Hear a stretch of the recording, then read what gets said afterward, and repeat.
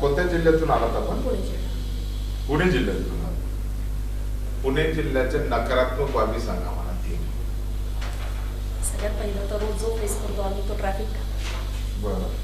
दुसरी गोष्ट ट्रॅफिकमुळे पोल्युशन वाढत चाललं ते, आणि त्याच्यामुळे आता जर का पुणे पॉप्युलेशन खूप वाढल्यामुळे सध्या पाण्याची टंचाई इकडे खूप जाणवते.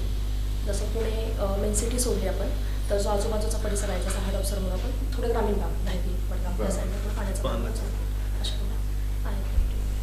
आता ट्रॅफिक समस्या सोडवण्यासाठी काय उपाययोजना करायला पाहिजे असं तुम्ही एक सुज्ञ नागरिक म्हणून काय उपाय कराल किंवा काय सजेशन द्याल तुम्ही गव्हर्नमेंटला?